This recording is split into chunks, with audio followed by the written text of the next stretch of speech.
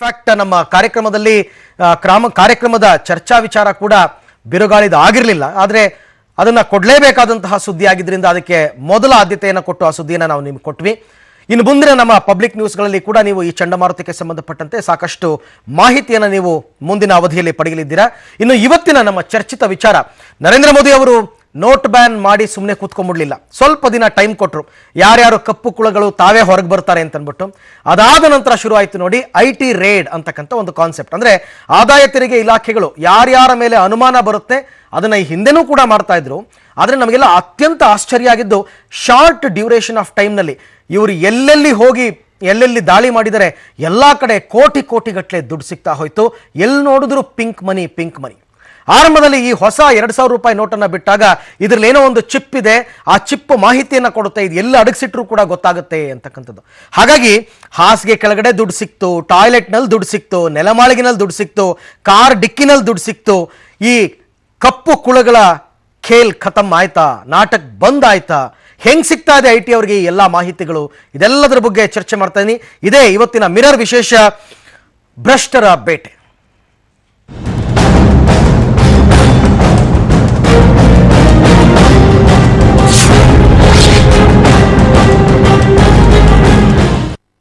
ಈ ವಿಚಾರದಲ್ಲಿ ಚರ್ಚೆ ಆರಂಭ ಮಾಡೋಕ್ಕೂ ಮುನ್ನ ಕೆಲವೊಂದು ಮಾಹಿತಿಯನ್ನ ಗ್ರಾಫಿಕ್ಸ್ ಸಹಾಯದಿಂದ ನಿಮಗೆ ಕೊಟ್ಬಿಡ್ತೀವಿ.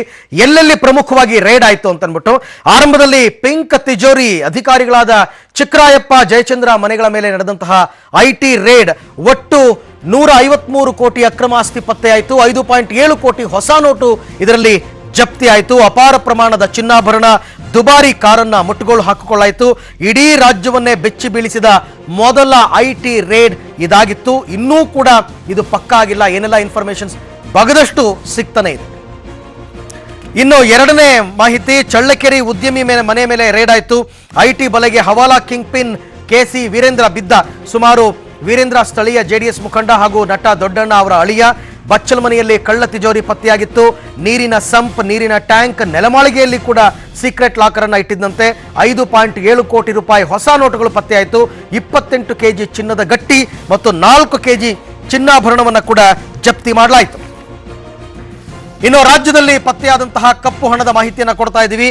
ಉಡುಪಿಯ ಬೈಲೂರಿನಲ್ಲಿ 71 ಲಕ್ಷ, ಚಿಕ್ಕಮಗಳೂರಿನ ಜಯನಗರದಲ್ಲಿ 46 ಲಕ್ಷ, ಹಾಸನ, ಕಲಬುರಗಿ, ಚಿತ್ರದುರ್ಗದಲ್ಲಿ 60 ಲಕ್ಷ, ಕೊಡಗಿನ ಸುಂಟಿಕೊಪ್ಪದಲ್ಲಿ 35 ಲಕ್ಷ, ಮೈಸೂರಿನ ಸುಯೆಜ್ ಪಾರ್ಕ್ ರಸ್ತೆಯಲ್ಲಿ 26 ಲಕ್ಷ, ಬೆಂಗಳೂರಿನ ಹೆಬ್ಬಾಳ ರಸ್ತೆಯಲ್ಲಿ 18 ಲಕ್ಷ, ಬೆಂಗಳೂರಿನ ITPL ನಲ್ಲಿ 12 ಲಕ್ಷ ಮತ್ತು ಬೆಳಗಾವಿಯ DC ಕಚೇರಿಯಲ್ಲಿ 11 ಲಕ್ಷ ರೂಪಾಯಿ ಹೊಸ ಗರಿ ಪಿಂಕ್ ನೋಟನ್ನ ಜಪ್ತಿ ಮಾಡಲಾಯಿತು. ಇನ್ನು ದೇಶದಲ್ಲಿ ಪತ್ತೆಯಾದ ಕಪ್ಪು ಹಣದ ಬಗ್ಗೆ ಮಾಹಿತಿ ಕೊಡ್ತಾ ಇದ್ದೀವಿ. ದೆಹಲಿ ಆಕ್ಸಿಸ್ ಬ್ಯಾಂಕ್ ನಕಲಿ ಖಾತೆ ಹಣ 450 ಕೋಟಿ, ಚೆನ್ನೈ ಶೇಖರ್ ರೆಡ್ಡಿ ಗ್ಯಾಂಗ್ 166 ಕೋಟಿ, ಹೈದರಾಬಾದ್ ಬಾಹುಬಲಿ ನಿರ್ಮಾಪಕರ ಮನೆಯಲ್ಲಿ 60 ಕೋಟಿ, ಚೆನ್ನೈ ಅನಾಮಧೇಯ ಕಾರಿನಲ್ಲಿ ಕಪ್ಪು ಹಣ 24 ಕೋಟಿ, ಚೆನ್ನೈ ಎಂಜಿನಿಯರಿಂಗ್ ಕಾಲೇಜಿನಲ್ಲಿ 8 ಕೋಟಿ, ಇತರೆಡೆಗಳಲ್ಲಿ IT ದಾಳಿಗೆ 20 ಕೋಟಿಗೂ ಹೆಚ್ಚು ಹಣ ಪತ್ತೆಯಾಯಿತು. ಹಾಗಾದ್ರೆ ಇದೆಲ್ಲದರ ಬಗ್ಗೆ ನಮಗೆ ಮಾಹಿತಿ ಸಿಗಬೇಕು ಅಂತಂದ್ರೆ ಈ IT ಬೇಟೆ ಹಿಂದಿನ ಮಾಹಿತಿದಾರ ಯಾರು, IT ಟಿಪ್ ಕೊಡ್ತಾ ಇರತಕ್ಕಂತ ಆ ಅಗೋಚರ ಬೇಹುಗಾರ ಆದರೂ ಯಾರು, ಯಾರ ಸಹಾಯದಿಂದ IT ಅಧಿಕಾರಿಗಳು ಈ ರೀತಿ ರೇಡ್ ಅನ್ನ ಮಾಡ್ತಾ ಇದ್ದಾರೆ, ಕಣ್ಣಿಗೆ ಕಾಣದ ಆ ಪತ್ತೇದಾರಿ ಪುರುಷೋತ್ತಮನಾದರೂ ಯಾರು, ನಿಜಕ್ಕೂ 2,000 ರೂಪಾಯಿ ನೋಟ್ನಲ್ಲಿ ಚಿಪ್ ಇದೆಯಾ, ಸಾರ್ವಜನಿಕ ವಲಯಗಳಲ್ಲಿ ಚಿಪ್ ಬಗ್ಗೆ ಮೂಡ್ತಾ ಇದೆ ಅನುಮಾನ.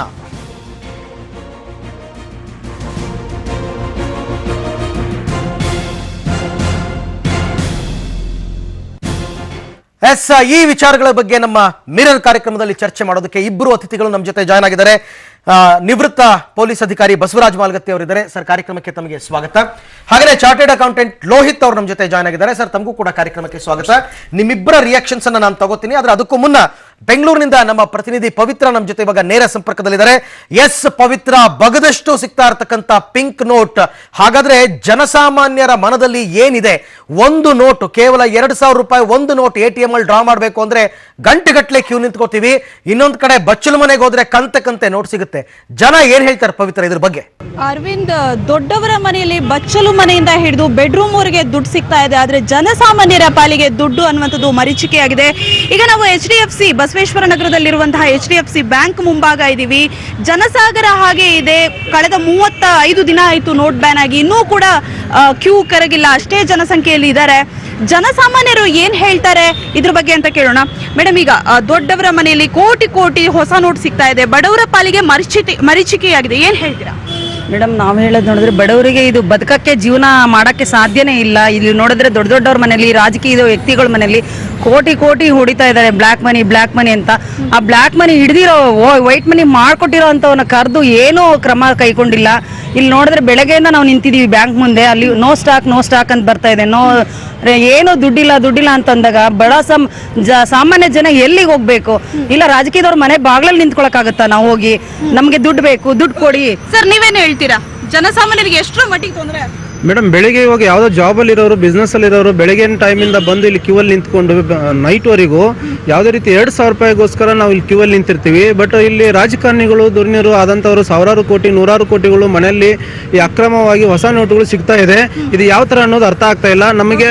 ಕನ್ನಡ ಜನತೆ ಇರ್ಬೋದು, ನಾಡಿನ ಜನತೆ ಇರ್ಬೋದು, ತುಂಬ ಬೇಸತ್ತವ್ರೆ. ಮೇಡಮ್, ಈಗ ಏನ್ ಅನ್ಸುತ್ತೆ? ನೀವ್ ಎಷ್ಟು ಪರದಾಟ ಪಡ್ತಿದ್ದೀರಾ? ದೊಡ್ಡವ್ರ ಮರಿ ದುಡ್ಡು ನೋಡಿದಾಗ ಏನ್ ಅನ್ಸುತ್ತೆ ನಿಮ್ಗೆ? ಸುಮಾರು 35 ದಿವಸ ಕಳೆದ್ವಿ. ಸ್ಟಾರ್ಟಿಂಗ್ ದೇಶವನ್ನು ಒಳ್ಳೇದಾಗುತ್ತೆ ಅಂತ ಅಂದ್ಬಿಟ್ಟು ನಾವು ಸಹಿಸ್ಕೊಂಡ್ವಿ. ಸ್ಟಾರ್ಟಿಂಗ್ ಪ್ಯಾನಿಕ್ ಆದ್ರು ಜನಗಳು. ಅದೇ ಇನ್ನೂ ನಿಂತಿಲ್ಲ, 35 ದಿನ ಕೂಡ ಆದ್ರೂ ಕೂಡ ಹಾಗೆ ನಿಂತಿಲ್ಲ. ಎಸ್ಪೆಷಲಿ ವರ್ಕಿಂಗ್ ಕ್ಲಾಸ್ ಅವರು ಒಂದಿನ ಫುಲ್ ಅರ್ಧ ದಿನ ಇಲ್ಲಿ ನಿಂತ್ಕೊಂಡ್ರೆ ಪಾಪ ಅವರು ಲೇಬರ್ ಕಟ್ಕೊಡೋರು ಯಾರು? ಅವ್ರಿಗೆ ಇದೊಂಥರ ಅನ್ಯಾಯ ಆಗ್ತಾರೋ ವಿಷಯನೇ ಇದು. ಮೇಡಮ್, ನೀವು ಏನ್ ಹೇಳ್ತೀರಾ? ಮೇಡಮ್, ನಮ್ದು ಬಳೆ ಶಾಪ್ ಇದೆ. ಇವಾಗ ನಮ್ಗೆ ಬಳೆ ಶಾಪ್ ಹೋಗಿ ಬಂದು ಅಕೌಂಟ್ಗೆ ಹಾಕ್ಬೇಕಂದ್ರೆ ನೋಡಿ, ಇನ್ನ ಬ್ಯಾಂಕ್ ಹತ್ರ ನಿಂತಿದೀವಿ ಅಷ್ಟೇ ಹೊರತು ಅಂಗಡಿಗೆ ಹೋಗಿ ಅಂಗಡಿ ಓಪನ್ ಮಾಡಕ್ ಆಗ್ತಾ ಇಲ್ಲ, ದುಡ್ಡಿಲ್ಲ ಸ್ಟಾಕ್. ಒಟ್ಟಾರೆಯಾಗಿ ಅರವಿಂದ್, ಜನಸಾಮಾನ್ಯರ ಪರದಾಟ ಇನ್ನೂ ಕೂಡ ನಿಂತಿಲ್ಲ. ದೊಡ್ಡವರ ಮನೆಯ ದುಡ್ಡನ್ನ ಟಿವಿಯಲ್ಲಿ ನೋಡಿ ಜನಸಾಮಾನ್ಯರು ನಿಜಕ್ಕೂ ಕೂಡ ಗಾಬರಿಯಾಗಿದ್ದಾರೆ ಅಂತಾನೆ ಹೇಳ್ಬೋದು. Arvind. Yes Pavithra, thank you ತಮ್ಮೆಲ್ಲ ಮಾಹಿತಿಗಾಗಿ ಧನ್ಯವಾದ. ಸೊ ಮತ್ತೆ ನಾನು ಮಾತುಕತೆಯನ್ನು ಆರಂಭ ಮಾಡ್ತಾ ಇದ್ದೀನಿ ಬಸವರಾಜ್ ಮಾಲ್ಗತ್ತಿ ಅವರ ಜೊತೆನಲ್ಲಿ. ಸರ್, ಒಂದು ಕಡೆ ಈ ಥರ ಈ ಹಿಂದೆನೂ ಕೂಡ ಕಪ್ಪು ಹಣನ ಎಲ್ಲ ಕಡೆ ಇಟ್ಕೊಂಡಿದ್ರು ನಿಜ. ಅದನ್ನು ತೆಗೆದುಹಾಕಬೇಕು ಅನ್ನೋ ಕಾರಣಕ್ಕೋಸ್ಕರನೇ ಈ 500,000 ರೂಪಾಯಿ ನೋಟ್ ಬ್ಯಾನ್ ಬಂದಂತಹ ವಿಚಾರ. ಹಂಗೆ ಮಾಡಿದ್ರೂ ಕೂಡ ಈಗಲೂ ಕಂತೆ ಹೊಸ ನೋಟ್ ಸಿಗ್ತಾ ಇದೆಯಲ್ಲ, ಏನು ಮಾಡ್ಬೇಕು ಇದಕ್ಕೆ ಹಾಗಾದ್ರೆ ಅಂತ? ಇದು ED ಅವರು, IT ಅವರು ಸೇರಿ ಮಾಡ್ತಾ ಇದ್ದಾರೆ. ಅವ್ರದೇ ಆದ ರಿಸೋರ್ಸಸ್ ಇದಾವೆ. ಹೌದು, ಅವ್ರಿಗೆ ಗೊತ್ತಿದೆ ಯಾರು ಬ್ಲ್ಯಾಕ್ ಮನಿ ಇಡ್ತಾರ ಅಂತ ಅನ್ನೋದು. ಅವ್ರ ಹತ್ರ ಲಿಸ್ಟ್ ಇರ್ತದೆ. ಓಕೆ, ಅದು ಈಗಲಿಂದಲ್ಲ, ಸುಮಾರು ಡಿಪಾರ್ಟ್ಮೆಂಟ್ ಎಂದು ಹುಟ್ಟಿದೆ ಅಂದ್ಲಿಂದನೇ ಅವ್ರ ಹತ್ರ ಯಾವ ಊರಲ್ಲಿ ಯಾರ್ಯಾರು ಬ್ಲ್ಯಾಕ್ ಮನಿ ಹೋಲ್ಡರ್ಸ್ ಇದ್ದಾರೆ, ಯಾರು ಇದು ಟ್ಯಾಕ್ಸ್ ಅನ್ನು ಅವಾಯ್ಡ್ ಮಾಡುವಂತ ಜನ ಇದ್ದಾರೆ, ಅಂತವ್ರದಲ್ಲಿ ಲಿಸ್ಟ್ ಇರ್ತದೆ. ಯಾರು ಪ್ರಾಂಪ್ಟ್ ಆಗಿ ಟ್ಯಾಕ್ಸ್ ಕಟ್ತಾರೆ ಅವ್ರದ್ದು ಲಿಸ್ಟ್ ಇರ್ತದೆ. ಸೊ ಆ ಲಿಸ್ಟ್ ಪ್ರಕಾರ ಅವ್ರು ಆಕ್ಟ್ ಮಾಡ್ತಾರೆ. ಇದು ದುರ್ದೈವ ಸಂಗತಿ ಅಂದ್ರೆ, ಜನ ನೋಡಿ ಎಷ್ಟೊಂದು ಬೇಸರ ಪಡ್ತಾರೆ ಅಂದ್ರೆ, ಈಗ ಒಂದು ನೋಟ್ ಸಲುವಾಗಿ 4 ಗಂಟೆ ನಿಂತ್ಕೊಂಡು ಅವತ್ತೇ ದುಡಿದು ಅವತ್ತೇ ತಿನ್ನೋರಿಗೆ ಎಂತ ಕಷ್ಟ. ಎಲ್ಲಿ ದುಡಿಬೇಕು? ದುಡಿಯುವಲ್ಲಿ ದುಡಿದ್ರೇನೆ ತಾನೇ ಹೊಟ್ಟಿಗೆ ಬರೋದು. ಇಡೀ ದಿವಸ ಅರ್ಧ ದಿವಸ ಇಲ್ಲೇ ಹೋಯ್ದ್ರೆ ಇನ್ ದುಡಿದೇವಾಗ ಅವರು? ಇದು ನೋಡಿ, ಇದು ಒಂದ್ ಕಡೆ. ಆನಂತರ ನಾವು ಟಿವಿಯಲ್ಲಿ ನೋಡ್ತೀವಲ್ಲ, ಪಿಂಕ್ ನೋಟು ಅದು ಎಲ್ಲ ಈಗ ಕೋಟಿ ಸಿಗೋದು ಬಚ್ಚಲು ಮನೆಯಲ್ಲಿ, ಬೆಡ್ರೂಮ್ನಲ್ಲಿ, ಒಳಗಡೆ ನೋಡಿದ್ರೆ ಜನರಿಗೆ ಹೊಟ್ಟೆ ಉರಿತದೆ, ಸಿಟ್ಟು ಬರ್ತದೆ. ನನ್ನ ಮಕ್ಕಳಿಗೆ ಬಿಡಬಾರ್ದು ಇವ್ರನ್ನ ಅಂತ. ಯಾಕಂದ್ರೆ ಅವ್ರು ಕಷ್ಟಪಡ್ತಾರೆ ಒಂದ್ ನೋಟ್ ಸಲುವಾಗಿ 4 ಗಂಟೆ ಕಷ್ಟಪಡ್ತಾರೆ. ಈ ನನ್ನ ಮಕ್ಕಳಿಗೆ ಏನೋ ಕಷ್ಟಪಡ್ಲಾರ್ದೇ ಕೋಟಿಗಟ್ಟಲೆ ದುಡ್ಡು ಮನೆಯಲ್ಲಿ ಇರ್ತದೆ. ಮತ್ತೆ ಇದ್ರ ಅರ್ಥ ಏನಿದು? ಬರೇ ಎಕನಾಮಿಕ್ ಅಫೆನ್ಸ್ ಸಲುವಾಗಿ ನಾವು ಕೇಸ್ ಬುಕ್ ಮಾಡ್ತೇವೆ. ನಮ್ಮ ED ಡಿಪಾರ್ಟ್ಮೆಂಟ್ ಅವರಾಗಲಿ, IT ಅವರಾಗಲಿ ಎಕನಾಮಿಕ್ಸ್ ಅಫೆನ್ಸಸ್ ನಲ್ಲಿ ಕೇಸ್ ಬುಕ್ ಮಾಡ್ತಾರೆ ಅವ್ರಿಗೆ. ಅದ್ರ ಜೊತೆಗೆ ನಾವು 124 ಇದು ರಾಷ್ಟ್ರದ್ರೋಹ ಕೆಲಸ. ಇದು ನಿಜ. ದೇಶದ ಆರ್ಥಿಕ ಪರಿಸ್ಥಿತಿಯನ್ನ ಹಾಳು ಮಾಡುವಂತ ಕೆಲಸ ಇದು. ಇದು ನಾವು ಟೆರರಿಸ್ಟ್ ಮೇಲೆ ಬುಕ್ ಮಾಡ್ತೇವೆ. ಪಾಕಿಸ್ತಾನದವರು ನೋಟ್ ಪ್ರಿಂಟ್ ಮಾಡಿ ನಮಗೆ ಕಳಿಸ್ತಾ ಇದ್ದಾರೆ, ನಮ್ಮ ಆರ್ಥಿಕ ಪರಿಸ್ಥಿತಿ ಹಾಳು ಮಾಡ್ತಾ ಇದ್ದಾರೆ ಅಂತ. ನಾವು ಈ ನಾರ್ತ್ ಈಸ್ಟ್ ಇದ್ದಾಗ 8 ಲಕ್ಷ ಇಲ್ಲಿ ಹಿಡಿದ್ವಿ. ಅದೇ ಪ್ರಿಂಟ್ ಅನ್ನ, ಅದು ಪಾಕಿಸ್ತಾನದಿಂದ ಬಂದಿದ್ದು ತನಿಖೆ ಮಾಡಿದಾಗ ಗೊತ್ತಾಯ್ತು ಅಲ್ಲಿಂದ ಬಂದಿದ್ದ ನೋಟ್ ಅಂತ. ನಾವು ಅವ್ರಿಗೆ ರಾಷ್ಟ್ರದ್ರೋಹ ಬುಕ್ ಮಾಡ್ತೇವೆ. ನಮ್ಮಲ್ಲಿರುವಂತ ದುಷ್ಟ ನನ್ನ ಮಕ್ಕಳಿಗೆ ಇವ್ರಿಗೆ ಯಾಕೆ ಬುಕ್ ಮಾಡಬಾರ್ದು? 124 IPC ಹಾಕಿದ್ರೆ 1 ವರ್ಷ ಜೈಲಿನಲ್ಲಿ ಇರ್ತಾರ ಅವರು, ಬೇಲ ಇಲ್ಲ ಅದಕ್ಕೆ.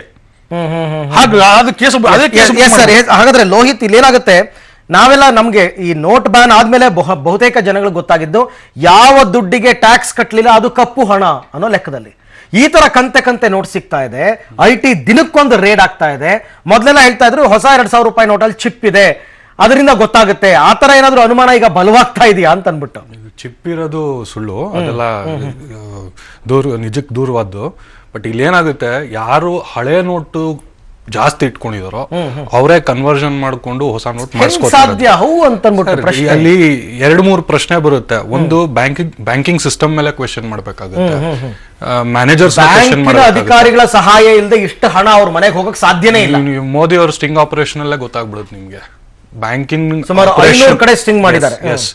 ಆ ಬ್ಯಾಂಕಿಂಗ್ ಸಿಸ್ಟಮ್ ಅಲ್ಲೇ ಪ್ಲಸ್ ಎಲ್ಲಿ ನೋಟ್ ಪ್ರಿಂಟ್ ಆಗ್ತಾ ಇದೆ ಅಲ್ಲೇ ಎಲ್ಲೋ ಲೂಪ್ ಹೋಲ್ ಇದೆ ಒಂದು. ಸೆಕೆಂಡು, ಸಣ್ಣ ಪ್ರಮಾಣದಲ್ಲಿ ಹೋಗಿ ಕ್ಯೂ ಅಲ್ಲಿ ನಿಂತು 2,000 3,000 ಒಂದು 500 ಜನನೋ 1,000 ಜನನೋ ನಿಲ್ಸಿ ಏನೋ ಮಾಡ್ಕೊಂಡು ಒಂದ್ ಸಣ್ಣ ಪ್ರಮಾಣದಲ್ಲಿ ಮಾಡಿದ್ರೆ ಇಟ್ ಇಸ್ ರೀಸನಬಲ್ ಅನ್ಸ್ಬೋದು. ಎಷ್ಟು ಮಿನಿಮಮ್ ವೆರಿ ನೆಗ್ಲಿಜಿಬಲ್. ಜನ ಹೋದ್ರೆ 20,000 ಸಿಗುತ್ತೆ. Very negligible. But the whole point here is, Modi ಅವ್ರು ಮಾಡಿದ ಉದ್ದೇಶ ಏನು, ಒಂದೊಂದು ರೀತಿ ಬೇರೆ ಬೇರೆ ಆಂಗಲ್ ಇಂದ ಎಲ್ಲ ಆಚೆ ಬರ್ತಾ ಇದೆ. ನಾವು ಆ ಹಳೆ ನೋಟು ಅಕಸ್ಮಾತ್ ಡಿಮಾನಿಟೈಸೇಷನ್ ಆಗಿಲ್ಲ ಅಂದಿದ್ರೆ ಅದು ಆಚೆನೆ ಬರ್ತಾ ಇರ್ಲಿಲ್ಲ. ಈಗ ಆಚೆ ಬಂದು ಹೊಸ ನೋಟ್ ಸಿಗಾಕೊಂಡು ಒಂದ್ ಕಡೆ ಪಬ್ಲಿಕ್ ತೊಂದರೆ ಆಗ್ತಾ ಇದೆ, that is one truth agreed. But ಈಗ ಹಳೆ ನೋಟು ಕನ್ವರ್ಟ್ ಮಾಡಿ ಹೊಸ ನೋಟ್ ಇಟ್ಕೊಂಡವರು ಸಿಗಾಕೊಂಡ್ರ ಇಲ್ವೋ? ಹೌದು, ಅದು ಮೇನ್ ಟ್ರೂತ್. ಸಿಗಾಕೊಂಡವ್ರಿಗೆ ಏನೇನ್ ಇನ್ಕಮ್ ಟ್ಯಾಕ್ಸ್ ಅಲ್ಲಿ ಮ್ಯೂಸಿಕ್ ಇದೆ, ದೊಂಬರಾಟ ಇದೆ, ಅದು ತುಂಬಾ ದೊಡ್ಡ ವಿಷಯ. ಅದು ದೊಡ್ಡ ಪ್ರಾಬಬ್ಲಿ ಒಂದು ಫುಲ್ ದಿನ ಬೇಕಾಗುತ್ತೆ ಹೇಳ್ಕೊಳಕ್ಕೆ. ಅದ್ರದ್ದು ಫ್ಯೂರು ಸಾರಾಂಶಗಳು ಹೇಳ್ತೀವಿ. ಆಮೇಲೆ ಈ ಭ್ರಷ್ಟ ಅಧಿಕಾರಿಗಳು, ಬ್ಯಾಂಕ್ ಅಧಿಕಾರಿಗಳು ಯಾರು ಅವರು ಹೊರಗೆ ಬರ್ತಾ ಇದ್ದಾರೆ ಇವಾಗ.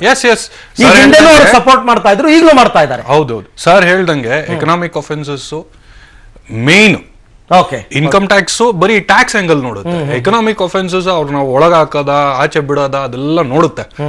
ಇನ್ಕಮ್ ಟ್ಯಾಕ್ಸ್ ಅಡಿಯಲ್ಲಿ ಏನೇನ್ ಸೆಕ್ಷನ್ಸ್ ಬರುತ್ತೆ, ಆ ಸೆಕ್ಷನ್ಸ್ ಅಲ್ಲಿ ಅವ್ರು ಹೆಂಗ್ ಒಳಗ ಹೋಗ್ತಾರೆ, ಆ ಪರ್ಟಿಕ್ಯುಲರ್ ಪ್ರಾವಿಷನ್ಸ್ ನಾನು ಮಾತಾಡಬಹುದು. ನಿಜ ಹೊಟ್ಟೆ ಉರಿಯುತ್ತೆ.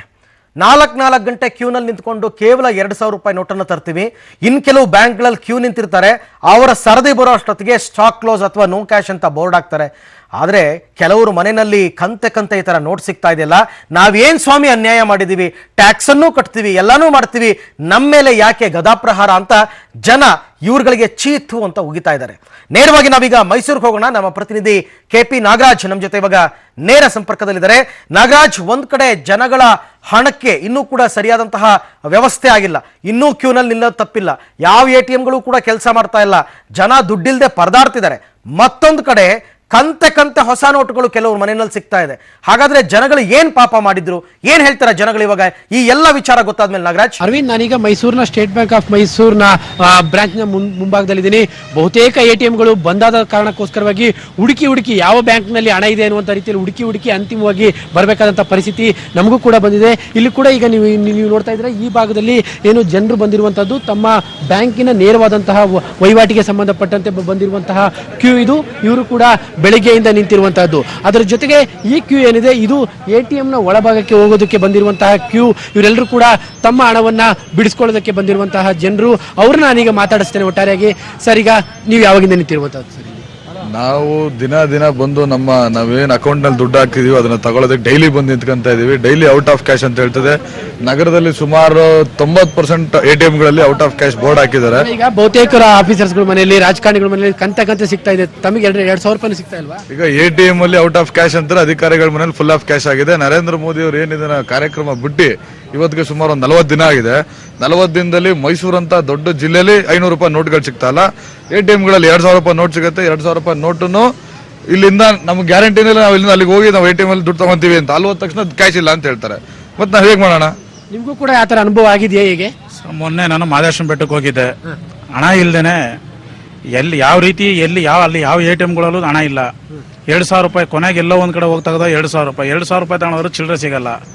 ಇದ್ರದ್ದು ದೊಂದು ರೀತಿಯಲ್ಲೇ ಆಗಿರೋದ್ರಿಂದ ಪ್ರಾಬ್ಲಮ್ಗೆ ಇದಕ್ಕೆ ಮೋದಿ ಅವರೇ ಇದಕ್ಕೆ ನೇರ ಉತ್ತರ ಕೊಡಬೇಕಾದ ಪರಿಸ್ಥಿತಿ ಇದೆ ಇವತ್ತು ಪರಿಸ್ಥಿತಿ. ಸರ್, ಇನ್ನೂ ಕೂಡ ಬಹುತೇಕರು ಕೂಡ ನಮ್ಮ ಜೊತೆಯಲ್ಲಿದ್ದಾರೆ. ಸರ್, ಹಣಕಾಸಿನ ಸಮಸ್ಯೆಗೆ ತಮಗೆ ಸಮಸ್ಯೆ ಆಗಿದೆ? ಹೌದು, ಸಮಸ್ಯೆ ಆಗಿದೆ. ಯಾಕಂದ್ರೆ ನಾವು ಕ್ಯೂ ಅಲ್ಲಿ ನಿಂತು ದುಡ್ಡು ತೆಗಿತೀವಿ. ಆದ್ರೆ ನ್ಯೂಸ್ ಅಲ್ಲೆಲ್ಲ ನೋಡ್ಬೇಕಾದ್ರೆ ಕ್ಯೂ ಅಲ್ಲಿ ನಿಲ್ದೇನೆ ಕೋಟ್ಯಾಂತರ ರೂಪಾಯಿ ತೆಗೆದವರು ಇದ್ದಾರೆ ಬ್ಯಾಂಕ್ ಇವರಿಂದ, ಮ್ಯಾನೇಜರ್ ಹೆಲ್ಪ್ ಇಂದ ಎಲ್ಲ. ನಾವು ಕ್ಯೂ ಅಲ್ಲಿ ನಿಂತು 2,000ಗೋಸ್ಕರ ಓದಾಡ್ತೀವಿ. ಈಗ ಪಬ್ಲಿಕ್ ಟಿವಿಲೇ ನೋಡೋದಾದ್ರೆ ಎಷ್ಟೋ ಹಗರಣಗಳು ನೋಡಿದ್ರೆ ಕೋಟ್ಯಾಂತರ ರೂಪಾಯಿ, ಲಕ್ಷಾಂತರ ರೂಪಾಯಿಗಳು ಸಿಗ್ತಾ ಇದ್ದಾವೆ.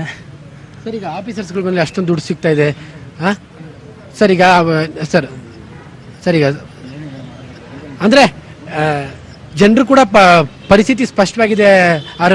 ಅರವಿಂದ್, ಏನು ಅಂದ್ರೆ ಜನಕ್ಕೂ 2,000 ರೂಪಾಯಿ ಸಿಗುವಂತ ವಿಚಾರದಲ್ಲಿ ಆಗಿರುವಂತಹ ಬೇಸರ, ಜೊತೆಗೆ ಅದೆಲ್ಲದಕ್ಕಿಂತಲೂ ಕೂಡ ಹೆಚ್ಚಾಗಿ ಆಫೀಸರ್ಸ್ಗಳ ಮನೆಯಲ್ಲಿ, ರಾಜಕಾರಣಿಗಳ ಮನೆಯಲ್ಲಿ ಕೋಟ್ಯಾಂತರ ರೂಪಾಯಿ ಹಣ ಸಿಗ್ತಾ ಇರುವಂತಹದ್ರ ಬಗ್ಗೆ ನಿಜಕ್ಕೂ ಕೂಡ ಜನರಿಗೆ ಆ ಬೇಸರ ಇದೆ. ಯಾಕಂದ್ರೆ ಮೋದಿ ಅವರು ಆರಂಭದ ದಿನದಲ್ಲಿ ಹೇಳಿದ್ದು 1 ತಿಂಗಳು ಸಹಿಸ್ಕೊಳ್ಳಿ, 50 ದಿನ ಸಹಿಸ್ಕೊಳ್ಳಿ ಅಂತ.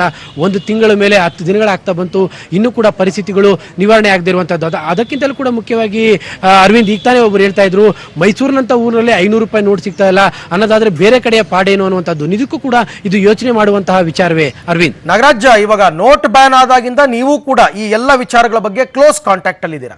ನಿಮ್ಮ ವೈಯಕ್ತಿಕ ಅಭಿಪ್ರಾಯ, ಅವತ್ತಿಗೂ ಇವತ್ತಿಗೂ ಪರಿಸ್ಥಿತಿ ಏನಾದರೂ ಬದಲಾಯಿಸಿದೆಯಾ ಅಂತಂದ್ರೆ, ಅವಾಗ ತುಂಬಾ ಹಾಹಾಕಾರ ಇತ್ತು. 2 ಗಂಟೆ ಕೂಡ ಕ್ಯಾಶ್ ಇರ್ತಾ ಇರಲಿಲ್ಲ ATMಗಳಲ್ಲಿ, ಬ್ಯಾಂಕ್ಗಳಲ್ಲಿ 2 ಗಂಟೆ ಕೆಲಸ ಆಗ್ತಾ ಇರಲಿಲ್ಲ, ದುಡ್ಡು ಇರ್ತಿರ್ಲಿಲ್ಲ. ಈಗ ಹೆಂಗಿದೆ ಪರಿಸ್ಥಿತಿ? ಸ್ವಲ್ಪ ಹಣ ಸಪ್ಲೈ ಆಗಿದೆ ಅಂತೀರಾ? ಜನಗಳು ಬ್ಯಾಂಕ್ ಕಡೆ ಬರೋದು ಕಡಿಮೆ ಆಗಿದೆ ಅಂತೀರಾ? ನೀವು ಮೈಸೂರಿನ ಅಬ್ಸರ್ವ್ ಮಾಡಿದ ಪ್ರಕಾರ ಸಿಚುಯೇಷನ್ ಹೇಗಿದೆ ನಾಗರಾಜ್? ಅರವಿಂದ್, ಆರಂಭದ ದಿನದಲ್ಲಿ ಏನು ಬ್ಯಾನ್ ಆದಂತ 1-2-3 ದಿನಗಳ ಸಂದರ್ಭದಲ್ಲಿ ಹಾಹಾಕಾರ ಇತ್ತು. ತದನಂತರದಲ್ಲಿ 2,000 ರೂಪಾಯಿ ನೋಟ್ ಬಂತು. 2,000 ರೂಪಾಯಿ ನೋಟ್ ಬರ್ತಿದ್ದಂಗೆ ಜನಕ್ಕೆ ಒಂದು ರೀತಿಯಾಗಿ ದೊಡ್ಡ ಹಣ ಬಂದೇ ಬಿಡ್ತು ಅನ್ನುವಂಥ ಭಾವನೆ ಇತ್ತು. ಆದ್ರೆ ಪ್ರಾಕ್ಟಿಕಲಿ ಸಮಸ್ಯೆ ಗೊತ್ತಿರಲಿಲ್ಲ. ಆ 2,000 ರೂಪಾಯಿಗೆ ಚಿಲ್ಲರೆ ಇಲ್ಲಿಂದ ತರುವಂತಹದ್ದು, ಆ ಸಮಸ್ಯೆ ಈಗ ಬಿಗಡಾಯಿಸಿರುವಂತಹದ್ದು. ಯಾಕಂದ್ರೆ ಮೈಸೂರಿನ ಬಹುತೇಕ ATMಗಳಲ್ಲಿ 500 ರೂಪಾಯಿ ನೋಟೇ ಸಿಗ್ತಾ ಇಲ್ಲ. ಅದಕ್ಕಿಂತಲೂ ಕೂಡ ಮುಖ್ಯವಾಗಿ ಬಹುತೇಕ ಅಂದ್ರೆ 100 ATMಗಳಲ್ಲಿ 60% ATMಗಳ ಮುಂದೆ ಕ್ಯಾಶ್ಲೆಸ್ ಬೋರ್ಡ್ ಅಂತ ಹಾಕಿರುವಂತಹದ್ದು. ಈ ಕಾರಣಕ್ಕೋಸ್ಕರವಾಗಿ ಪರಿಸ್ಥಿತಿ ಏನು ಅವತ್ತಿನಷ್ಟು ಬಿಗಡಾಯಿಸದೇ ಇದ್ರು ಕೂಡ ಪರಿಸ್ಥಿತಿ ಅಂತೂ ಇನ್ನು ಕಂಟ್ರೋಲ್ಗಂತೂ ಬಂದಿಲ್ಲ. Arvind. Yes Nagaraj, thank you ತಮ್ಮೆಲ್ಲ ಮಾಹಿತಿಗಾಗಿ ಧನ್ಯವಾದ.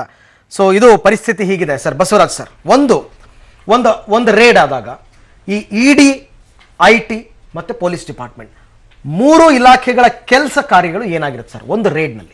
IT ಅವರು ಅವರು ಮಾಹಿತಿಯನ್ನು ಕಲೆಕ್ಟ್ ಮಾಡಿರ್ತಾರೆ, ಓಕೆ, ಅದನ್ನ ED ಅವರಿಗೆ ಕೊಡ್ತಾರೆ. ED ಅವರು ಪೊಲೀಸರ ರಕ್ಷಣೆ ತಗೊಂಡು ಅದನ್ನ ರೇಡ್ ಮಾಡ್ಲಿಕ್ಕೆ ಹೋಗ್ತಾರೆ. IT ಅಧಿಕಾರಿಗಳು ಏನು ಅಲ್ಲ, ಅವರು ಇರ್ತಾರೆ. ಅವರು ಅಷ್ಟೇ ಜವಾಬ್ದಾರಿ ಇರ್ತದೆ, ಇವ್ರಿಗೂ ಅಷ್ಟೇ ಜವಾಬ್ದಾರಿ ಇರ್ತದೆ. ಬಟ್ ಪೊಲೀಸರ ಸಹಾಯ ಎದಕ್ ಬೇಕಂತಂದ್ರೆ ಅಲ್ಲಿ ಹೋಗಿ ಗಲಾಟೆ ಮಾಡಬಾರ್ದು, ಏನಾದ್ರು ಇದು ಮಾಡಬಾರ್ದು.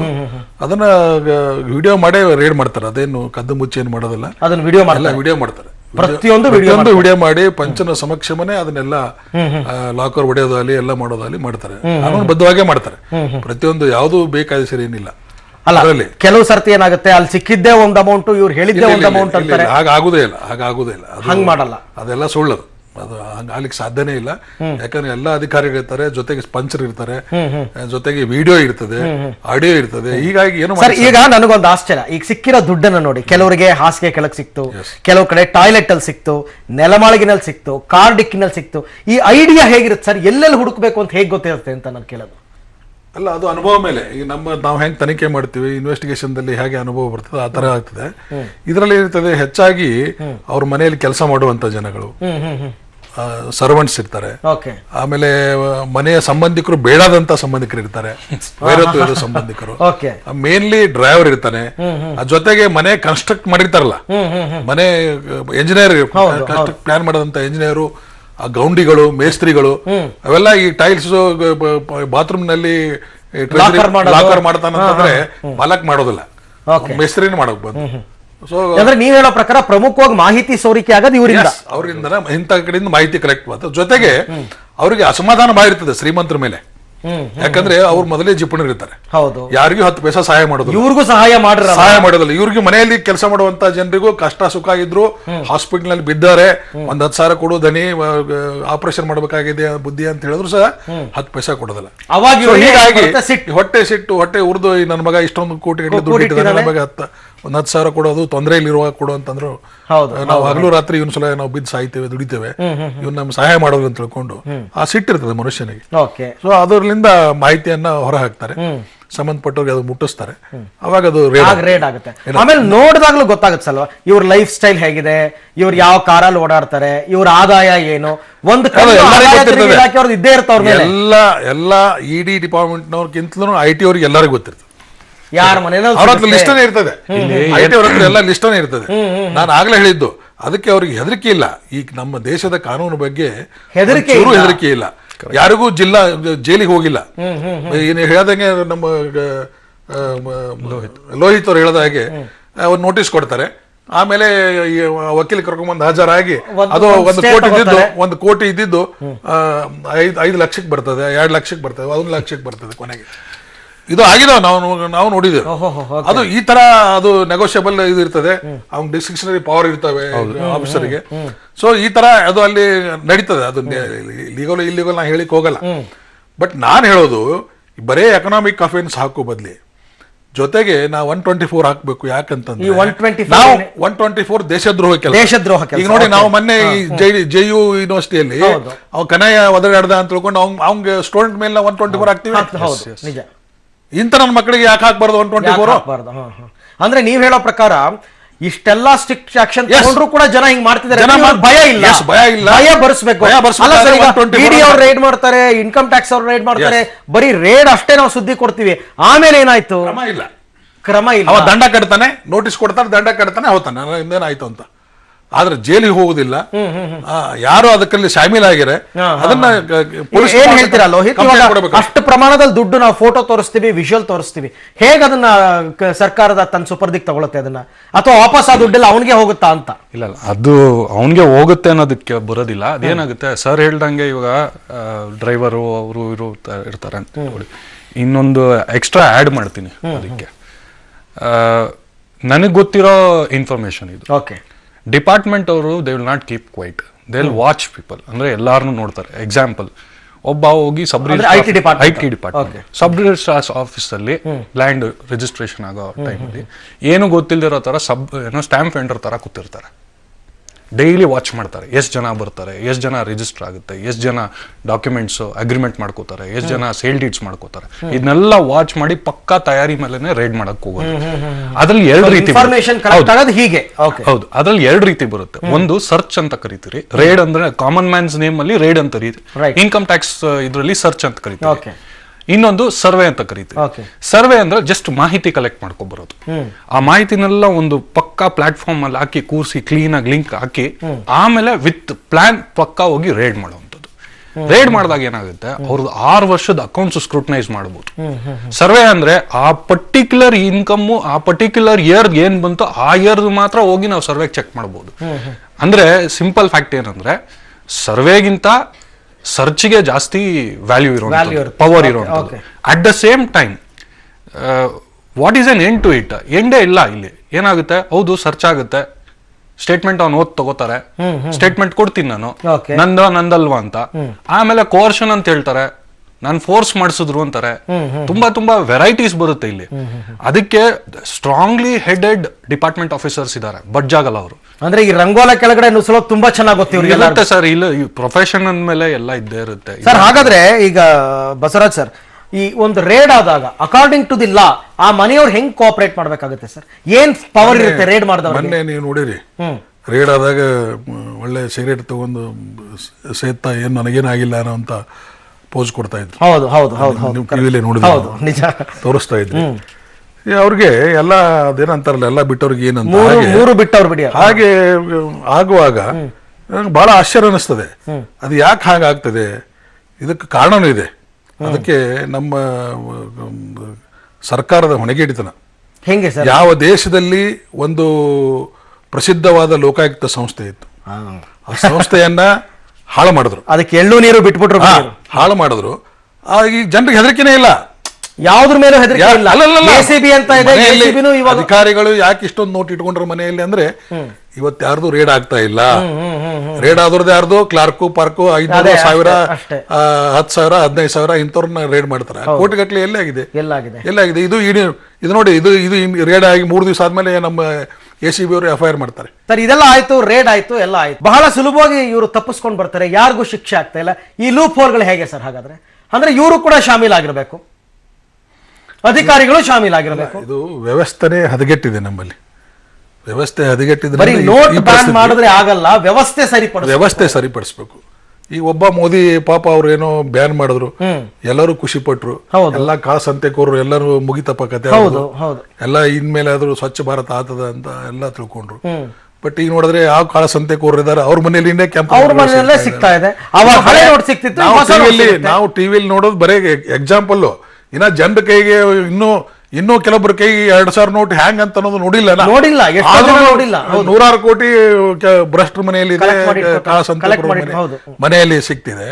ಇದು ನೋಡಿದ್ರೆ ಇದರಲ್ಲಿ ಇಡೀ ವ್ಯವಸ್ಥೆನೇ ಸಾಮಿಲಾಗಿದೆ ಸರ್. ಇದು ಉದ್ದೇಶ ಏನು ಅಂತ ಪ್ರಾಮಾಣಿಕವಾಗಿ ಎಲ್ಲರೂ ಅರ್ಥ ಮಾಡ್ಕೊ. ಎಲ್ಲರೂ ಕೂಡ ಯಾವಾಗ ನೋಟ್ ಬ್ಯಾನ್ ಆಯ್ತು ಅಂದ ತಕ್ಷಣ ಕಮಿಷನ್ ದಂಧೆಗೆ ಅಲ್ಲ, ನಾನು ಹೇಳಿದ್ನಲ್ಲ ಆಗಲೇ, ನಮಗೆ 20% ಕೊಡಿ, ನಿಮ್ ಹಳೆ ನೋಟ್ ಹೊಸ ನೋಟ್ ಕೊಡ್ತೀವಿ ನಾ ಶುರು ಮಾಡ್ಬಿಟ್ರು. ಇದ್ದ ವ್ಯವಸ್ಥೆಯನ್ನೇ ನಾವು ಹಾಳು ಮಾಡ್ತಾ ಇದೀವಿ. ಇನ್ನು ಆಗಲೇ ಹೇಳಿದೆ ನಾನು, ಅಧಿಕಾರಿಗಳ ಮನೆ ಇಷ್ಟೊಂದು ನೋಟ್ಗಳು ಹ್ಯಾಂಗ್ ಬಂದು ಅವ್ರಿಗೆ ಭಯನೇ ಇಲ್ಲ. ಲೋಕಾಯುಕ್ತಿದ್ದ ಭಯ ಇತ್ತು, ಎಲ್ಲಿ ಎಡೆ ಮಾಡ್ತಾರ, ಎಲ್ಲಿ ಸಿಗ್ತದ ಅಂತ. ಈಗ ಇನ್ನೊಂದೇನಿದೆ, ನಮ್ಮಲ್ಲಿ ಇನ್ನೊಂದು ಅಧಿಕಾರಿಗಳಲ್ಲಿ ಒಂದು ರೂಢಿ ಇದೆ. ಒಮ್ಮೆ ರೇಡ್ ಆದ್ರೆ ಇನ್ನೊಮ್ಮೆ ರೇಡ್ ಆಗುದಿಲ್ಲ, ಅವ್ನು 100% ಅವ್ನ್ ಲೈಸೆನ್ಸ್ ಕೊಟ್ಟಂಗೆ ಮಾಡ್ತಾ ಇರೋನು ಏನ್ ಪ್ರಾಬ್ಲಮ್ ಇಲ್ಲ. ಒಮ್ಮೆ ಆದ್ಮೇಲೆ ರೇಡ್ ಆಗಿದೆ. ಕೆಲವೊಬ್ರು ಹಂಗ ಕೆಲವೊಂದು ಅಧಿಕಾರಿಗಳು ಚೂರು ಪಾರು ಮಾಡ್ಕೊಂಡು ಬೇಕಂತ ರೇಡ್ ಮಾಡಿಸ್ತಾರೆ, ಲೈಸೆನ್ಸ್ ಸಿಗ್ಲಿ ಅಂತ. ಈ ತರನು ವ್ಯವಸ್ಥೆ ಇದೆ, ಅದೆಲ್ಲ ಗೊತ್ತಾಗ. ಹಾಗಾದ್ರೆ ಈ ಇಡಿ ಅವ್ರನ್ನ, IT ಅವ್ರನ್ನ, ಡಿಪಾರ್ಟ್ಮೆಂಟ್ ಅವರನ್ನ ಒಬ್ರು ಮೇಲ್ಪಟ್ಟವ್ರೊಬ್ರು ಪ್ರಶ್ನೆ ಮಾಡಕ್ ಒಬ್ರು ಇರಬೇಕು. ಅಂದ್ರೆ ಕೋರ್ಟ್, ನನ್ನ ಪ್ರಕಾರ ಕೋರ್ಟ್ ನಲ್ಲೂ ಈಸಿಯಾಗಿ ಬರ್ತಾರೆ ಅಂತ ಲೋಹಿತ್ ಹೇಳ್ತಾರಲ್ಲ. 108 ಸೆಕ್ಷನ್ ಇದೆ ಅವ್ರ ಈಚೆ. ಮೊದಲನೇದಾಗಿ ರೇಡ್ ಆಗೋದಕ್ಕೆ ನೀನ್ ಹೆಂಗ್ ರೇಡ್ ಮಾಡಿದೆ ಅಂತ ಕೇಳ್ತಾರಂತಲ್ಲ. ಅದಕ್ಕೆ ಹೇಳೋದು, ಇದಕ್ಕೆ ಮೋದಿ ಅವರು ಇನ್ನೊಂದು ಕ್ರಮ ತಗೋಬೇಕು. ಈ 2,000 ನೋಟನ್ನ ಅದು ಅವ್ರು ಮಾಡಬಾರ್ದಿತ್ತು, ನನ್ನ ವೈಯಕ್ತಿಕ ಅಭಿಪ್ರಾಯ. ಇವರು ಚಾರ್ಟೆಡ್ ಅವರು ಏನು ಹೆಂಗಿರ್ತಾರ ಗೊತ್ತಿಲ್ಲ. 2,000 ಮಾಡೋ ಬದ್ಲಿ 200 ರೂಪಾಯಿ ನೋಟ್ ಮಾಡಬಹುದಾಗಿತ್ತು, 500 ರೂಪಾಯಿ ಮಾಡಬಹುದಾಗಿತ್ತು, 50 ರೂಪಾಯಿ ನೋಟ್ ಮಾಡಬಹುದಾಗಿತ್ತು. ಈಗ ನೋಡಿ, ಅವರು ಗೋಣಿ ಚೀಲದಲ್ಲಿ ಒಯ್ಯೋ ಬದ್ಲಿ ಸೂಟ್ ಕೇಸಲ್ಲಿ ಒಯ್ಯುವಂತ ಆಮೇಲೆ ಜನಸಾಮಾನ್ಯರ ವಿಚಾರ ಸರ್. ಈಗ 200 ರೂಪಾಯಿ, 500 ರೂಪಾಯಿ, 1,000 ರೂಪಾಯಿ ನೋಟ್ಗಳು ಸಿಕ್ಕಿ ಅವ್ರಿಗೆ ಚಿಲ್ಲರೆ ಪ್ರಾಬ್ಲಮ್ ಆಗಿರ್ಲಿಲ್ಲ ಅಂದ್ರೆ ತೀರಾ ಇಷ್ಟು ಜನ ರೊಚ್ಚಿಗೆಳ್ತಿರ್ಲಿಲ್ಲ, ಇಷ್ಟೊಂದು ಹದಗೆಡ್ತಿರ್ಲಿಲ್ಲ ಪರಿಸ್ಥಿತಿ. ಅದಕ್ಕೆ ಇನ್ನಾದ್ರೂ ಅವರು ಈ ತರ ವ್ಯವಸ್ಥೆ ಮಾಡಬೇಕು. ಮೊದಲೆಲ್ಲ ಕಂಪ್ಯೂಟರ್ ನಲ್ಲಿ ಇಂಡಿವಿಜುವಲ್ ಫೈಲ್ಸ್ ಇಡ್ತಾ ಇದ್ವಿ, ವಿನ್ ಜಿಪ್ ಬಂದ್ಮೇಲೆ ಎಲ್ಲಾನು ಜಿಪ್ ಮಾಡಿ ನಾವು ಹಂಗೆ. ಈಗ ಮೂಟೆನಲ್ಲಿ ತಗೊಂಡೋಗ್ತಾ ಇದ್ವಿ ದುಡ್ಡನ್ನ ಆರಾಮಾಗಿ ಬ್ರೀಫ್ ಕೇಸ್ 2,000 ರೂಪಾಯಿ it is equals to 20 lakhs, 20 lakh ರೂಪಾಯಿನ ಜಾಬಲ್ಲಿ ಇಟ್ಕೊಂಡು ಹೋಗ್ಬೋದು. ಅದಕ್ಕೆ ನಾನು ಹೇಳೋದು, ಈ ಎಕನಾಮಿಕ್ ಅಫೆನ್ಸ್ ಅಂತ ಹೇಳ್ತೀವಿ, ಅದಕ್ಕೆ ಪನಿಷ್ಮೆಂಟ್ ಇಲ್ಲ, ಬರೇ ಫೈನ್ ಆಗ್ತದೆ. ಜೈಲಲ್ಲ ಕಠಿಣ ಶಿಕ್ಷೆ ಕೊಡಬೇಕು. ನೀವೇ ಹೇಳಿದ್ರಿ ದೇಶದ್ರೋಹ ಅಂತ. ದೇಶದ್ರೋಹ, ಅದಕ್ಕೆ ಹೇಳೋದು ನಾನು. ಇದು 124 ಒಳ್ಳೇದು, ಇದು ಸರ್ಕಾರ 124 ಆರ್ಡರ್ ಮಾಡಬೇಕು. ಬಟ್ ಕ್ವಶನ್ ಮಾಡೋರು ಹೋಮ್ ಡಿಪಾರ್ಟ್ಮೆಂಟ್. ಈಗ ಅದನ್ನ ಯಾರು ಪ್ರಶ್ನೆ, ಒಂದ್ ಮನೆಗೆ ಹೋಗಿ ದಾಳಿ ಮಾಡಿದ್ಯಲ್ಲಪ್ಪ ಏನಾಯ್ತು ಅಂತ ಕೇಳೋರು ಯಾರು? ಅದಕ್ಕೆ ಪ್ರೋಟೋಕಾಲ್ಸ್ ಇದೆ. ಹೋಮ್ ಡಿಪಾರ್ಟ್ಮೆಂಟ್ ಅವರೇ ಇನಿಷಿಯೇಟಿವ್ ತಗೊಂಡು ಸರ್ಕ್ಯುಲರ್ ಮಾಡಬೇಕು. ಯಾರು ಈ ತರ ಕಾಳಸಂತೆ ಕೊಡ್ರು ಅದು ಲಿಮಿಟೇಷನ್ ಆಗ್ಲಿ. ಇಷ್ಟು ಲಕ್ಷಗಟ್ಟಲೆ ಸಿಕ್ಕರೆ, ಕೋಟಿಗಟ್ಟಲೆ ಸಿಕ್ಕರೆ, ಕೋಟಿಗಟ್ಟಲೆ ಸಿಕ್ಕೋರಂತೂ ಬಿಡಬಾರ್ದು. 124 ಕಂಪಲ್ಸರಿ ಹಾಕ್ಬೇಕು ಅವ್ರನ್ನ. ಅವ್ರಿಗೆ ಯಾರಾದ್ರೂ ಆಗಿರ್ಲಿ, ಯಾರೇ ಆಗ್ಲಿ, ಬಟ್ ಪ್ರೊಟೆಕ್ಟ್ ಮಾಡಕ್ ಇರ್ತಾರಲ್ಲ. ನಾವೇ ಹೇಳ್ತೀವಲ್ಲ, ಇವರು CM, ಇವರು ಗೃಹ ಸಚಿವರ ಸೆಕ್ಷನ್ ಹಾಕಿದ್ರೆ ಸಾಕು. ಆ ಸೆಕ್ಷನ್ ದಲ್ಲಿ ಅವನು ಅರೆಸ್ಟ್ ಮಾಡಿ ಜೈಲಿಗೆ ಕಳಿಸಿದ್ರೆ ಜಾಮೀನೇ ಇಲ್ಲ, ಅದಕ್ಕೆ 1 ವರ್ಷವರೆಗೂ ಹಾಕಂತ ವ್ಯಕ್ತಿ ಬೇಕಲ್ಲ. ಎಲ್ಲರೂ ಬಸವರಾಜ್ ಮಾಲ್ಗತ್ತಿ ಆಗಿರಲ್ವಲ್ಲ. ಅದಕ್ಕೆ ಸರ್ಕಾರನೇ ಒಂದು ಸರ್ಕ್ಯುಲರ್ ಇಶ್ಯೂ ಮಾಡಿ ಅದನ್ನ. ಸರ್, ಈಗ ಒಂದು ಎಕ್ಸಾಂಪಲ್ ಹೇಳ್ತೀನಿ. ಈಗ ಪೆನಾಲ್ಟಿ 200% ಅಂತ ಹೇಳಿದ್ರು ಸ್ಟಾರ್ಟಿಂಗ್ ಅಲ್ಲಿ. 270 ಕ್ಯಾಪಿಟಲ್ ಅಂತ ಒಂದು ಹೊಸ ಸೆಕ್ಷನ್ ಇಂಟ್ರೊಡ್ಯೂಸ್ ಮಾಡಿದ್ರು with effect from 1/4/2017, applicable for this year. ಅದ್ರಲ್ಲಿ 2 ವರ್ಡ್ ಯೂಸ್ ಮಾಡಿದ್ದಾರೆ. ಒಂದು ಅನ್ರಿಪೋರ್ಟೆಡ್ ಇನ್ಕಮ್, ಇನ್ನೊಂದು ಅಂಡರ್ ರಿಪೋರ್ಟೆಡ್ ಇನ್ಕಮ್ ಅಂತ. ನನ್ ಪ್ರಶ್ನೆ, ಆಸ್ ಅ ಲೇಮನ್, ನಾನು ಚಾರ್ಟರ್ಡ್ ಅಕೌಂಟೆಂಟ್ ಅಲ್ಲ, ನನಗೆ ಅರ್ಥ ಆಗಿದ್ದು, ನಾನು ರಿಪೋರ್ಟ್ ಮಾಡ್ಲಿಲ್ಲ ಅಂದ್ರೆ ಮಾತ್ರ ನನಗೆ ಶಿಕ್ಷೆ. ನಾನು ಇವಾಗ ಹೋಗಿ ರಿಟರ್ನ್ ಫೈಲ್ ಮಾಡ್ತೀನಿ, ನಾನು ಹೋಗಿ ನಾನು ಟ್ಯಾಕ್ಸ್ ಕಟ್ಬಿಡ್ತೀನಿ. ಅವಾಗ ಏನ್ ಮಾಡ್ತೀರಾ? ಅದೇ ನಿಮ್ಗೆ ಆ ದುಡ್ಡು ಹೆಂಗ್ ಬಂತು ಅಂತ ಯಾರು ಪ್ರಶ್ನೆ ಅಂದ್ರೆ ಸೆಕ್ಷನ್ ಅಲ್ಲಿ ಏನಿದೆ 270 ಕ್ಯಾಪಿಟಲ್ ಅಲ್ಲಿ ಇಷ್ಟೇ ಹೇಳ್ತಾ ಇರೋದು, ನೀವು ಮಿಸ್ ರಿಪೋರ್ಟೆಡ್, ಅನ್ರಿಪೋರ್ಟೆಡ್, ಅಂಡರ್ ರಿಪೋರ್ಟೆಡ್ ಅಂತ ಒಂದು 3 ವರ್ಡ್ ನ ಇಟ್ಕೊಂಡು ಕಾನೂನು ಮಾತಾಡೋದು. ನಾಳೆ ನೀವು ಡಿಕ್ಲೇರ್ ಮಾಡಿದ್ರೆ ಕ್ವೆಶ್ಚನ್ ಮಾಡಲ್ವಾ ನಿಮ್ಗೆ ಎಲ್ಲಿ ಬಂತು? ಅಲ್ಲ ಸರ್, ಅದರಲ್ಲಿ ಸೆಕ್ಷನ್ 68 to ಸೆಕ್ಷನ್ 69 ಅಂತ ಅನ್ಡಿಸ್ಕ್ಲೋಸ್ಡ್ ಇನ್ಕಮ್, ಅನ್ಡಿಸ್ಕ್ಲೋಸ್ಡ್ ಕ್ರೆಡಿಟ್ಸ್ ಅಂತ ಆ ತರ ಸೆಕ್ಷನ್ಸ್ ಇದೆ. ರೇಡ್ ಆದಾಗ ಹೌದಪ್ಪ ನಾನು ಡಿಕ್ಲೇರ್ ಮಾಡ್ತೀನಿ. ಫಾರ್ ಎಕ್ಸಾಂಪಲ್ ಇನ್ನೊಂದು ಸೆಕ್ಷನ್ ತಗೊಳ್ಳಿ, 271 AAB ಅಂತ ಹೇಳ್ತಾನೆ. ಅದರಲ್ಲಿ ನೀನ್ ರೇಡ್ ಆದಾಗ ನಾನ್ ಡಿಕ್ಲೇರ್ ಮಾಡ್ತೀನಿ, ಇವತ್ತೇ ಟ್ಯಾಕ್ಸ್ ಕಟ್ತೀನಿ ಅಂತ ಸ್ಟೇಟ್ಮೆಂಟ್ ಅಲ್ಲಿ ಒಪ್ಕೊಂಡ್ರೆ 10% ಪೆನಾಲ್ಟಿ. 10% ಪೆನಾಲ್ಟಿ. ಯಾಕೆ ಯೂಸ್ ಮಾಡ್ಕೊಳ್ಳಲ್ಲ ಪ್ರಾವಿಷನ್ಸ್ ಅವರು? ಅದಕ್ಕೆ ಒಂದ್ ನಿಮಿಷ, ಇಲ್ಲಿ ಏನ್ ಹೇಳ್ತೀನಿ, ಇದಕ್ಕೆ ಅರ್ಲಿಯರ್ ಪ್ರಾವಿಷನ್ ಏನಿತ್ತು 271 1C ಅಲ್ಲಿ 300% ಪ್ರಾವಿಷನ್ ಇತ್ತು ಪೆನಾಲ್ಟಿಗೆ. ಆ ಪ್ರಾವಿಷನ್ ಸೆಕ್ಷನ್ ನ ಡಿಲೀಟ್ ಮಾಡ್ಬಿಟ್ರು. ಯಾಕೆ ಡಿಲೀಟ್ ಮಾಡಿದ್ರು ಸರ್? ಇವಾಗ ಸರಿ, ನೀವು ಹೇಳೋದು ನಾನು ಒಪ್ಕೋತೀನಿ. ಈ 2 ತಿಂಗಳಿಂದ ಹಿಂದಿನ ವಿಚಾರಕ್ಕೆ ಹೋಗೋಣ. ಹೌದು, ಜನಸಾಮಾನ್ಯರು ಯಾರ್ಯಾರು ಪ್ರಾಮಾಣಿಕವಾಗಿ ಐಟಿ ಕಟ್ಟಿದ್ರು, ಅಂದ್ರೆ ಯಾರ್ಯಾರು ಐಟಿ ಫೈಲ್ ಮಾಡ್ತಿದ್ರು, ನಾನು ಪ್ರಾಮಾಣಿಕ ಅಂತ ಹೇಳಲ್ಲ, ಅಲ್ಲಿ ಅಪ್ರಾಮಾಣಿಕತೆ ಎಷ್ಟಿತ್ತು ಸರ್? ಇತ್ತು ಸರ್. 8,000 ರೂಪಾಯಿ ಬಾಡಿಗೆ ಕಟ್ತಾ ಇದ್ರೆ 15,000 ಕಟ್ತಿದೀನಿ ಅಂತ ತೋರಿಸ್ತಾ ಇಲ್ವಾ? ಕಟ್ ಮಾಡಿದ್ರೆ ವರ್ಷಕ್ಕೊಂದ್ಸರ್ತಿ ವಾಪಸ್ ಬರ್ತಿರ್ಲಿಲ್ವಾ ದುಡ್ಡೆಲ್ಲಾನು? ಸರ್ ಇಲ್ಲಿ ತಿಮಿಂಗಳ ಪ್ರಾಮಾಣಿಕತೆ ಎಲ್ಲಾ ಕಡೆನೂ ಇದೆ.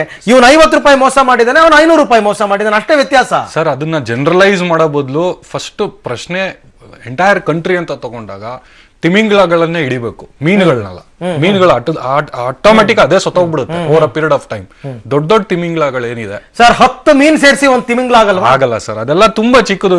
ನೀವು ಎಲ್ಲ ಹನಿ ಗೂಡಿದ್ರೆ ಹಳ್ಳ ಅಂತ ಹೇಳ್ತೀವಿ. ಈಗ ಎಕ್ಸಾಂಪಲ್, ಈಗ ಸರ್ಕಾರಿ ನೌಕರರು ಆಟೋಮೆಟಿಕ್ ಆಗಿ ಅವರು ಸಂಬಳದ ಕಟ್ ಆಗುತ್ತೆ. ಹೌದು, ಐಟಿ ಗಿಟಿ ಅವರು ಮ್ಯಾನಿಪುಲೇಟ್ ಮಾಡೋ ಪ್ರಶ್ನೆನೇ ಬರೋದಿಲ್ಲ. ಬಟ್ ವ್ಯಾಪಾರಸ್ಥರು, ಇಂಡಸ್ಟ್ರಿಯಲಿಸ್ಟು ಎಷ್ಟು ಮಂದಿ ಹಾಕಿಲ್ಲ, ಎಷ್ಟು ಮಂದಿ ಸರ್. ನೀವು ಇದಕ್ಕೆ ಅಂತೀರಾ ಸರ್ಕಾರಿ ನೌಕರರಿಗೆಲ್ಲ ಕಟ್ಟಾಗಿ ಬರುತ್ತೆ ಅಂತ ಅಂದ್ಬಿಟ್ಟು. ಒಂದು ಫೇಮಸ್ ಕಾಲೇಜಿನ ಒಬ್ಬ ಲೆಕ್ಚರರ್, ಆತನಿಗೆ ಗವರ್ಮೆಂಟ್ ಪೇ ಬರುತ್ತೆ, ಎಲ್ಲ ಕಟ್ಟಾಗಿ ಬರುತ್ತೆ. ಅವ್ರು ಬೇರೆ ಎಲ್ಲೂ ಪ್ರೈವೇಟ್ ಪ್ರಾಕ್ಟೀಸ್ ಮಾಡಬಾರ್ದು ಅಂತ ಹೇಳ್ತಾರೆ, ಟ್ಯೂಷನ್ಸ್ ಮಾಡ್ತಾರೆ. ಒಬ್ಬೊಬ್ಬ ಸ್ಟೂಡೆಂಟ್ ಅದ್ರ 15,000 ರಿಂದ 20,000 ಒಂದು ವರ್ಷಕ್ಕೆ ತಗೋತಾರೆ. ಅದು ಯಾವ ಟ್ಯಾಕ್ಸ್ ಅಲ್ಲಿ ಬರುತ್ತೆ ಸರ್? ಅದು ಯಾವ ಅಂಡರ್ನಲ್ಲಿ ಬರುತ್ತೆ? ಎಷ್ಟು ತೋರಿಸ್ಕೊಡ್ಲಿ ಆ ತರದ್ದು ನಿಮಗೆ? ಅವ್ರ ಸಂಬಳ ಅಂತಕ್ಕಂಥದ್ದನ್ನ ಅವ್ರು ಮುಟ್ಟೋದೇ ಇಲ್ಲ, ಅವ್ರ ಬ್ಯಾಂಕಿನ ತೆಗೆಯೋದೇ ಇಲ್ಲ ಅವ್ರ ದುಡ್ಡನ್ನ. ನೋಟಿಸ್ ಕೊಟ್ರೆ ಕಾಲೇಜಿಂದ ಅವರು ರಿಸೈನ್ ಮಾಡಿ ರಿಸೈನ್ ಮಾಡ್ತಾರೆ. ಗವರ್ನಮೆಂಟ್ ಡಾಕ್ಟರ್ಸ್ ವಿಚಾರಕ್ಕೆ ಬನ್ನಿ ನೀವು. Government doctors duty hours 8 hour hospital ಇರ್ತಾರೆ. ಅದ್ರಲ್ಲಿ ಎಷ್ಟು ಅವರ್ ಇರ್ತಾರಲ್ಲ, ಪ್ರೈವೇಟ್ ಪ್ರಾಕ್ಟೀಸ್ ಮಾಡ್ತಾರೆ. ಎಷ್ಟು ದುಡ್ಡು ತಗೋತಾರೆ ಗೊತ್ತಾ? ಅವ್ರ ಹಾಸ್ಪಿಟಲ್ ಬರೋರ್ನೇನೆ ಸಾಯಂಕಾಲ ನೀನ್ ಕ್ಲಿನಿಕ್ ಬಾ ಅಂತ ಕಳಿಸ್ತಾರೆ. ಅದಕ್ಕೆ ಯಾವ ಟ್ಯಾಕ್ಸ್ ಬರುತ್ತೆ ನಿಮಗೆ? ಇದ್ದು ಮಷಿನರಿನ ಹಾಳು ಮಾಡ್ತಾರೆ. ಯಾಕಂದ್ರೆ ನಮ್ ಕ್ಲಿನಿಕ್ ಬರ್ಲಿ ಅಂತ ಸರ್. ಈ ತರದ್ ಎಲ್ಲಾ ಕಡೆ ಇದೆ. ಏನಲ್ಲ, ಇಡೀ ವ್ಯವಸ್ಥೆನೇ ಆಗಿದೆ. ವ್ಯವಸ್ಥೆನೇ ಒಂದು ಬಾಟಮ್ ಲೈನ್ ಎಲ್ಲಿಗೆ ಬರ್ತಾ ಇದೀರಿ ನಾವು? ಫ್ಯೂಚರ್ ಏನು? ಡಿಜಿಟಲ್ ಪೇಮೆಂಟ್ಸ್ ಬಂದ್ಬಿಟ್ರೆ